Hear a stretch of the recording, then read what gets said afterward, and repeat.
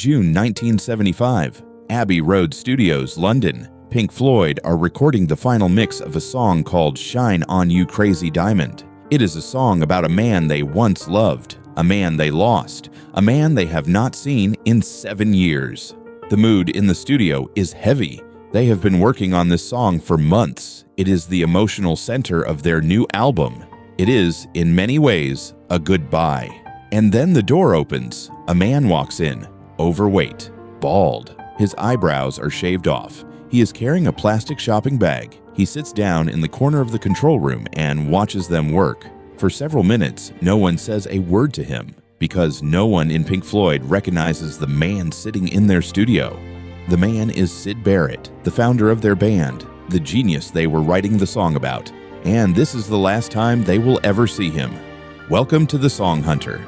I tell you the real stories behind the songs you've heard 1,000 times. Today we tell about Wish You Were Here, not the lyrics, the truth, the story of a friendship, a tragedy, and the most personal song Pink Floyd ever recorded, a love letter written in music to a man who could no longer hear it. This is the story of Syd Barrett. In 1965, Roger Keith Barrett was 19 years old. Everyone called him Syd. He was a student at Camberwell College of Arts in London. He played guitar, he painted, he wrote poetry. He was, by every account from those who knew him, magnetic. That year, he formed a band with 3 friends from his hometown of Cambridge: Roger Waters, Nick Mason, and Richard Wright. They called themselves the Pink Floyd Sound, after 2 American blues musicians Syd admired, Pink Anderson and Floyd Council. By 1967, they had dropped the sound. They were just Pink Floyd, and they were the most talked about band in London.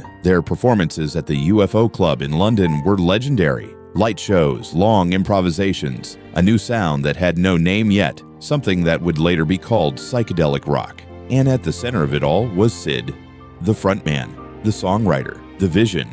Their debut album, The Piper at the Gates of Dawn, came out in August 1967. Almost every song was written by Syd. The reviews were ecstatic. The album was a hit.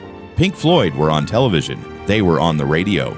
They were on tour in America. Syd Barrett was 21 years old, beautiful, talented, and famous, and he was about to disappear.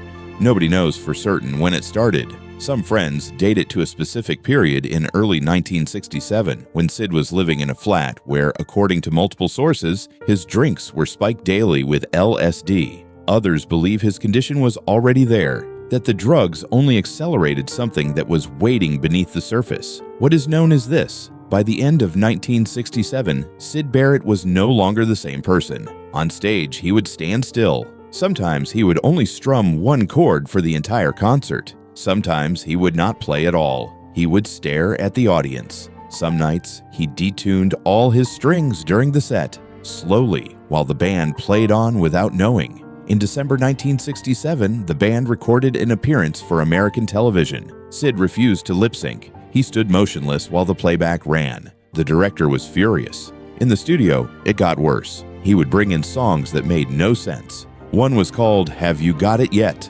Every time the band tried to learn it, Syd would change the structure, secretly, so they could never play it correctly. He would smile and ask, "Have you got it yet?" They never did. His friends watched him disappear in front of them. In January 1968, the band made a decision. They invited Syd's old friend, David Gilmour, to join the band as a second guitarist. The plan, at first, was for both Syd and David to play together. Syd would write, David would handle the live shows. It lasted 2 months. One night in March 1968, the 4 other members of Pink Floyd were driving to a concert in Southampton. One of them, accounts differ on who, said the words out loud. "Shall we pick up Syd?" Someone else answered, "Let's not bother." That was how Syd Barrett left Pink Floyd. Not with a fight, not with a meeting, with a sentence said in a car. He was 22 years old. He never played with them again.